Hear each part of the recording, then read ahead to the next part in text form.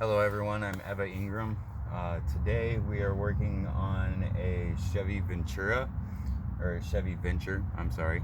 And basically what we're doing today is we're going to be changing the brake pads on it. It's usually a pretty easy task. I'm not expecting for it to be really that hard. But if you don't know what you're doing and you've never changed brake pads before, this is going to be kind of a how-to video on how to do it. Later on I will edit it and kind of fast forward through stuff that's going to take a lot more time, like, you know, jacking the vehicle up and taking bolts off and things like that. So we're going to get to it real quick. First of all, I'm going to show you the jack I'm using. I got it from AutoZone. It was about $18 at AutoZone. It's a bottle jack. It only works on lower cars, like vehicles that are lower. And usually you have to bench press the vehicle before you can get the jack under it. I'm just going to be real with you. So I had to get under the car and push at this point and at this point with my hands while I was laying on the ground, and I had some assistance by somebody else who put the jack underneath the vehicle for me. I'm going to show you guys the jack real quick here. So this here is the 4-ton bottle jack. And what I did here, the reason why I'm showing you this is because there's a jacking point right here on the Chevy Venture for the original jack. It's in between these two parts right here that are protruded out. So these two parts right here that are protruded out, this piece right here, if you look straight up from here, and that piece over there, if you look straight up from there, that's where the jack point is. But I wanted to show you guys this because up here, if you look real closely, you see where the frame rail meets each other here. So where the frame rail is meeting each other, right where it meets is where I have the bottle jack, as you see. Now that's the most secure point of access for any jack, bottle jack, aftermarket bottle jack or jack, things like that. So first what we're gonna do, we jack the vehicle up to a certain point, and when you get to that certain point, you want to make sure that the wheel can still be locked. The reason why you want to make sure the wheel can still be locked is because if you don't make sure that the wheel is still locked, you're not going to be able to break these bolts loose. If you've never changed a tire before, or you don't know how, it's usually easier to use what they call a 4-way, which is this right here. And if you use a 4-way, you want to make sure that everything is secure, because this is going to break the bolts easier. I used to have, as you guys remember from previous videos, I used to have all electrical Milwaukee tools, but my car got stolen over Christmas, and so did all of my tools and my jacks and basically everything I had to do mechanics with. So what we have now is we have a new toolbox. This toolbox here was $158 at Harbor Freight, and it's got everything in here that you could possibly need to work on a vehicle. Excuse my vape there in the corner. And so, because, well, I'm a racer kid and I vape. So anyway, this has pretty much every tool you could possibly need to work on any car. It's got standard and metric sizes, so you can work on pretty much all of your Japanese and Korean and other vehicles. It also has all of your standards for all of your US vehicles, Dodge, you know, all your Mopars, your Chevys, your Fords, stuff like that. And then it's got 3 separate wrenches. This one's for smaller sockets, like these ones up here. And then you've got the medium-sized wrench, which is a 3/8 wrench, and that one's usually for these smaller sockets here. And then you've got a 1/2 inch here, which is for the sockets up here, which is a 1/2 inch drive. As you see, it's pretty big drive. So basically, I went out, bought this toolkit and everything. So anyways, now that we're done with that, I'm going to show you how to pop this cap off of here, and then we're going to proceed with taking the lug nuts off. Once we get the lug nuts off, I'll start explaining more on how to take the actual caliper off. Now when you take the caliper off, I'm gonna let you guys know ahead of time, you use one of these. What this is a C-clamp. Now, I watched a video yesterday of a guy taking the brake bleeder and loosening up the brake bleeder so that he could loosen up the calipers.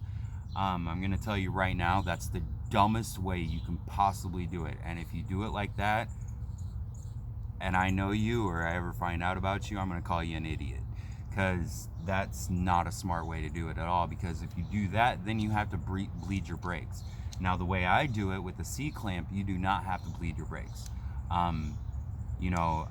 It's kind of more of a backyard mechanic if you're dirt cheap and you have no money, but you still want to do it anyway, and you want to do your brakes on your own anyway, and you don't have any money or tools or access to any tools, then that's the easy way out. But this right here only costs $3.99 at Harbor Freight. And I'm going to tell you right now, a lot of tools from Harbor Freight are not so great. Some of the socket wrenches that are in my toolbox here are not the greatest socket wrenches you can probably buy on the market, but the sockets will last. The sockets definitely will last. The wrenches will last. Pliers will last. And, things like this, the C-clamp will last. It's durable. It's not going to break or bend, and if it does, then you're doing too much work on it and you need to replace your caliper. So we're going to get to doing this. Excuse the motorcycle driving by here, but we're going to get to doing this. So basically this cap right here is what we're taking off. Now you want to find the corner of access. That's the actual term for it, is the corner of access. There's going to be a little hole or slit in the side here where you can stick a crowbar or a screwdriver. Now I'm going to use a screwdriver because, well, I don't have the original crowbar for this vehicle. If I had the original crowbar for this vehicle, then I would have the original jack for this vehicle, right? But we don't have either. Now on the back of here, there's supposed to be a pressure blade that's supposed to go along on the inside of here, and it's a little piece of metal that puts pressure on these out. You see how these are bending out? And what that does is it puts more pressure onto the wheels so that these don't come off in the future. But since it doesn't have one, we can't really put a new one on. But I'm going to recommend that she go to a junkyard and get some of these later on. So now that we've got the cap off, we're going to go ahead and start taking the lug nuts off. Now, if you guys don't know what lug nuts are, they're these things right here. There's usually 5 of them on heavier vehicles, and when you break them loose, what you're gonna do is usually you have to stand on it or push it with your foot or something like that. The reason why I do that is because I don't like to, over exuberate myself. Now I could use both my hands and it would take a lot of pressure to break these loose. But if you use your foot and a hand at the top,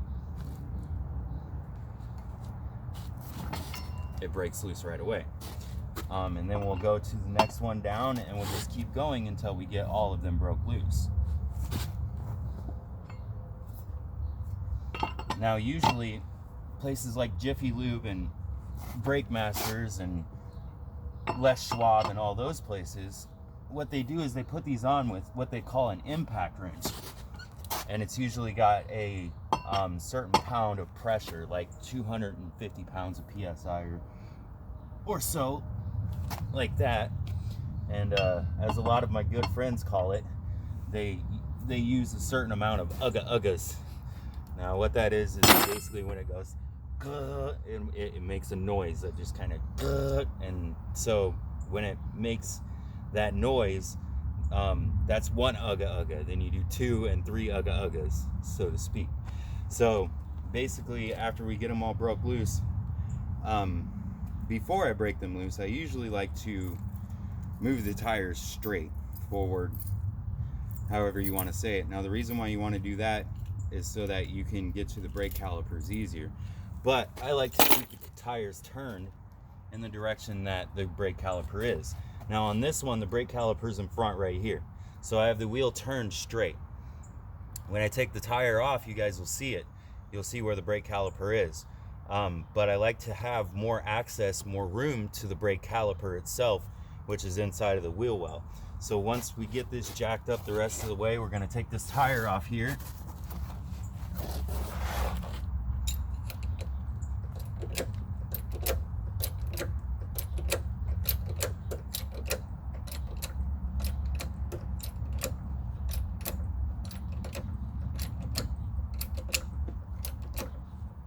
Now, if you're a weak lightweight like I am, you're gonna wanna not have it too far off the ground here. And the reason why is because you gotta keep in mind, you gotta lift this up and put it back onto the lugs before you put the lug nuts back on. And if you have it too far off the ground, it's a pain in the butt, trust me. So basically what you're gonna do now is you're gonna take your 4-way and you're just gonna hold it on the outside with your hand right here, and take this right here, and you can literally with 1 finger, 2 fingers, whatever, and just spin it. And you can keep spinning it and spinning it until the lugs come off. Once you got them broke loose, they come off pretty easy. Now you want to keep them in a place where you aren't going to lose these, because these are expensive. They're not cheap, okay? They're usually around $4 to $8 a piece. And depending on the vehicle, if you have a Mercedes or a Lamborghini, they have locking lug nuts, and some of them have main wheel hubs that you can't get off unless you have a special tool. But the locking lug nuts are not easy at all to take off. Basically what you have to do is you have to put a lock in the end of here where a regular lug nut fits, and then you have to put it onto the lug nut, and then you have to break the lug nut loose with the lock. And that's, well, a pain in the butt. But we'll get to that later when we work on a Mercedes or something else, because, well, let's just face it, I'll probably end up working on one at some point in time on these videos here.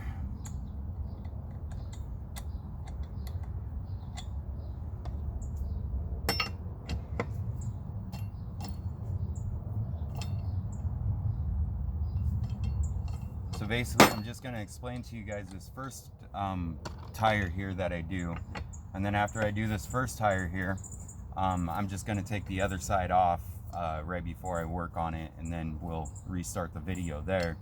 Either that, or I'll just fast forward through kind of that area, you know what I mean, when I go back over the vehicle. Now sometimes these wheels are stuck on pretty hard, and you got to like kick them loose or break them loose, or hit them loose at the top, just so that the bottom will bust out. But this one came loose right away, so we're actually pretty good there, and that's a good thing, because it's not too rusted on the inside of here. Sometimes the rust seizes on the inside of the wheel and holds it on there. So you just pull the wheel off, set it off to the side. What I like to do is lean it up against the bumper. So you're gonna wanna come away from the bumper a little bit, just so you can lean it up against the bumper.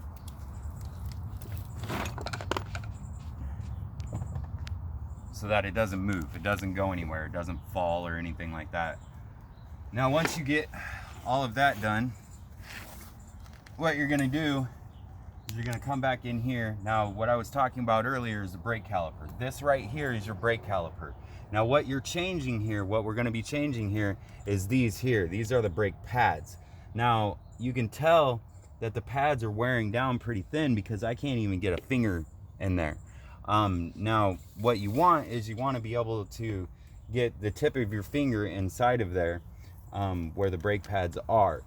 And you can actually see on this side here, the brake pad itself. If you look inside this little hole here, you can see the back side of the brake pad, and you can see that it's actually pretty thin. It's worn pretty thin there. So she was completely correct. This little gap right here, this little piece right here, is the actual back of the brake pad. The inside of that right here is the actual padding itself. Now when that starts wearing thin, sometimes you'll hear a squeak or something like that. So now what we're gonna do is we're gonna find the size of bolt that's on the back of this.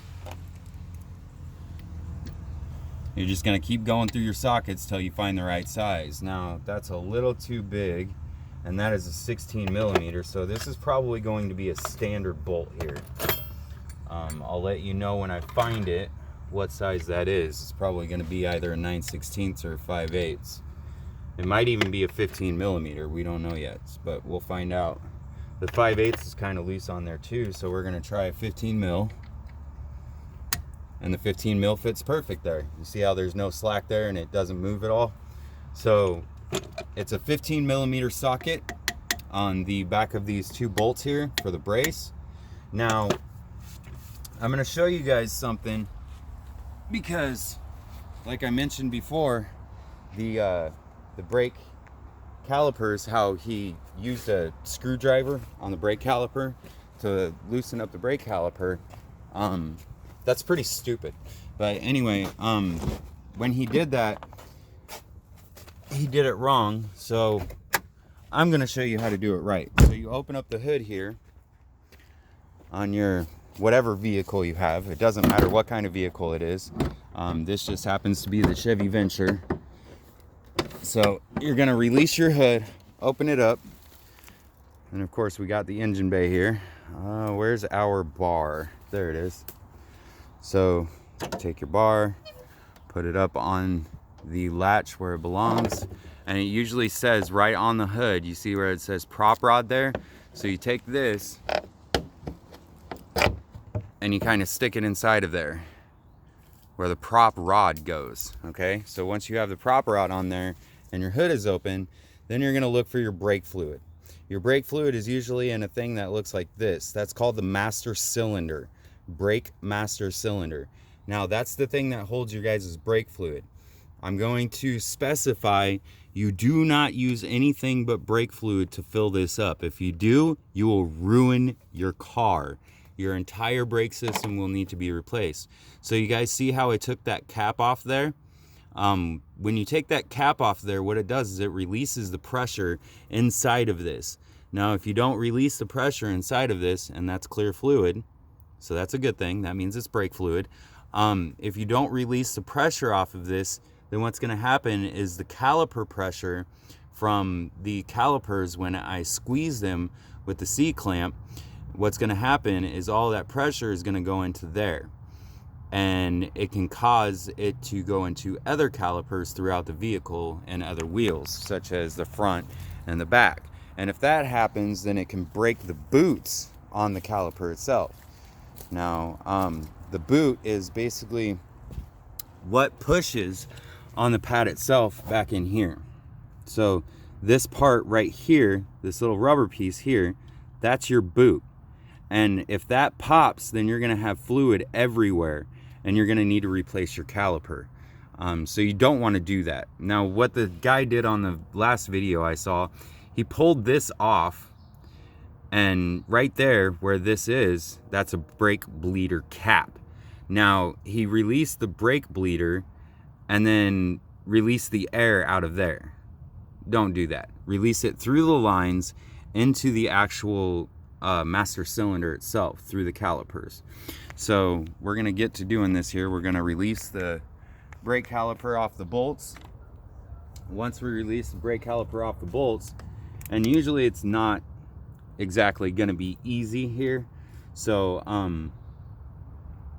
but what we're gonna do is we're gonna break it loose like so, and just kind of give it a little bit of oomph inside of there.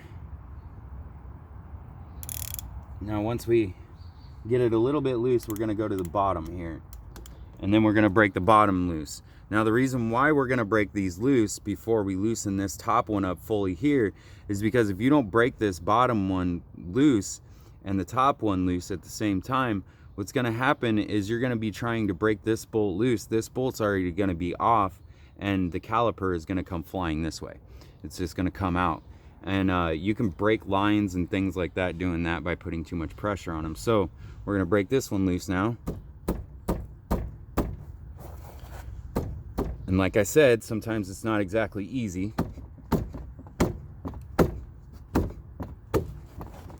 There we go.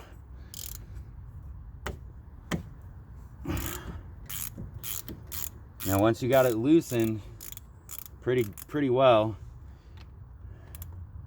we can go back up to the top here, finish loosening the top.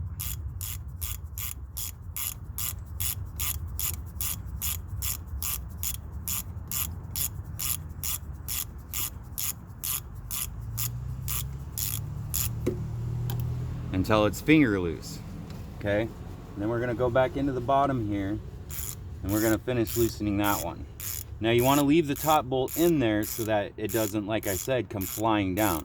Like if this bolt, let's say, is rusted in the middle of it and it decides to get stuck, it's not going to come off. It's not going to want to come off. So what you're going to want to do is you're going to want to make sure both of them are finger loose. You see that? How I can pull that right out of there?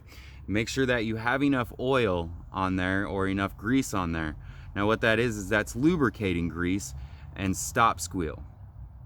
So what that's going to do is that's going to keep the brakes, the brake caliper, moving back and forth. As the pads go down, the caliper can move.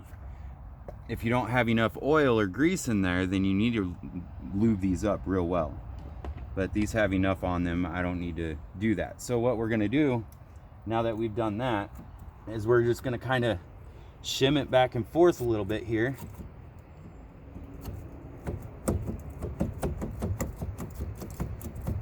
Slowly release it a little bit so that you can get to this caliper point here. You see how there's that gap in there now, and now you have a point of where you can push on the caliper a little bit with your screwdriver. So we're going to take our screwdriver and we're just going to stick it in there, and we're going to kind of push on the caliper just a little bit. Now you don't want to put too much pressure on that caliper because, well, you don't want to break the bolt or anything like that. And then once you get it released enough, you can usually take the screwdriver up in the front here and push. Make sure that you're on the pads and you're not on the rotor. Now if you're on the rotor and you dent the rotor, then you're screwed. So you're going to want to push and take this and put it on the pad, and then take it and just kind of jolt it forward a little bit, and then go back to the backside and push it. And you're going to keep doing that until you get the caliper completely off of there. Now the reason why I do it like this is so that I don't have to bleed the brakes every time. Because, well, if you ask me, having to re-bleed the brakes every time is a pain in the butt. It's not easy to bleed brakes.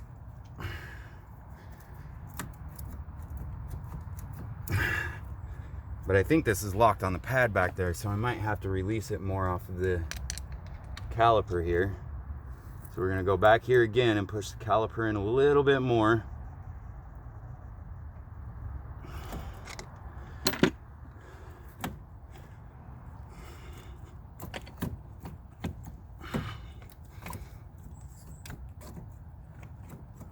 It's kind of loose here, but it's not loose enough yet still. Now sometimes, I'm not gonna lie to you, it's not easy.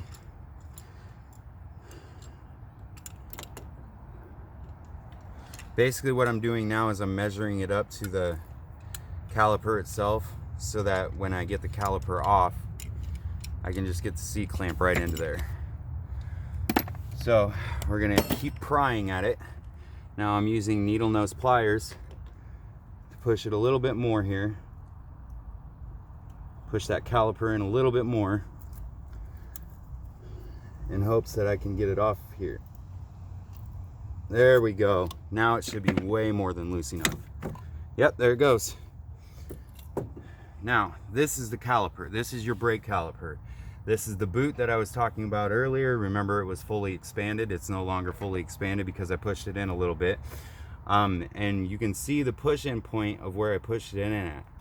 Now, you want to make sure that you don't do that too much or push too hard on the edge of that caliper, because what's going to happen is it's going to have uneven wear. And then you're going to have to replace your calipers because they've got uneven wear. Now, when you're doing this part, you want to make sure that when you get your C-clamp in here, you're going to want to make sure that the center of the C-clamp is in the center of the actual caliper itself. The reason why is so that it has perfectly even pressure.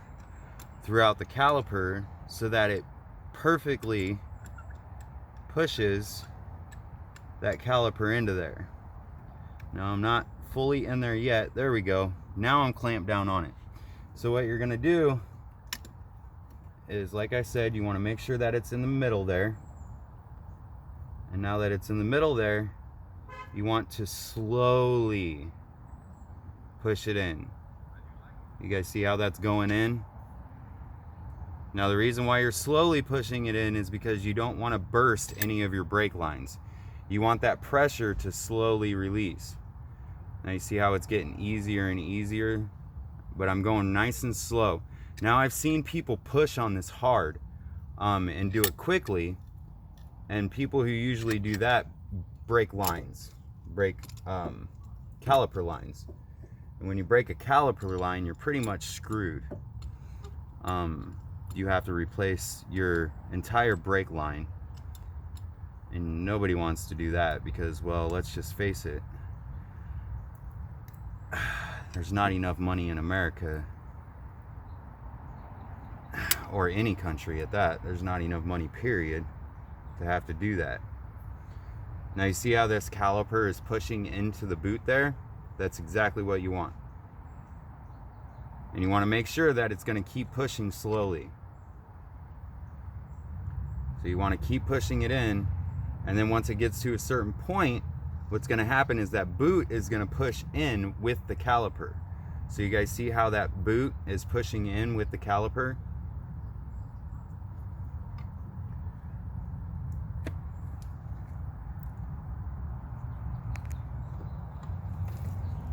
Now you'll know when it's enough because the caliper will be, the boot for the caliper will be creased all the way through the middle there.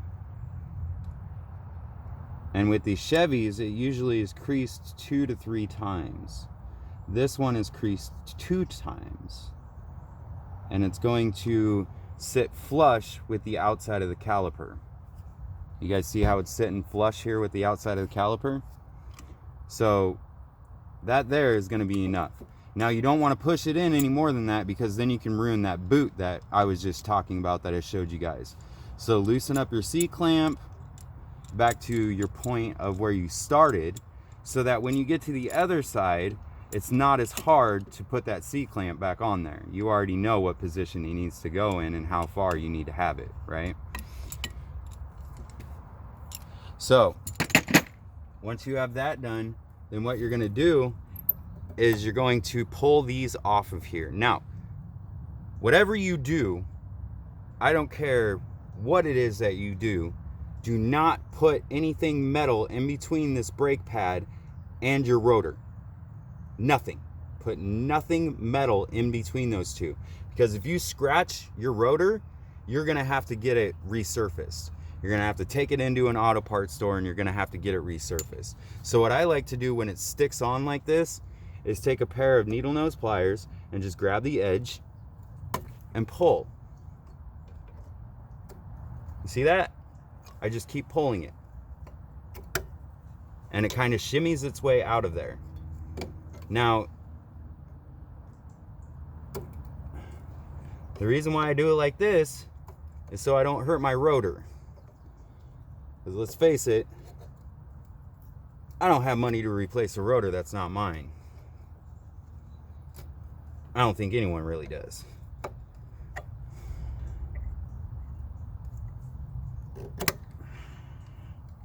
Now once you get it to a certain point where you can get your fingers in there, you can usually just push it right out. It's not wanting to come though. That's what she said. So you just kind of pull it out of there. And you see how thin that is? Now I'm going to show you a comparison here real quick. The old and the new. Go ahead.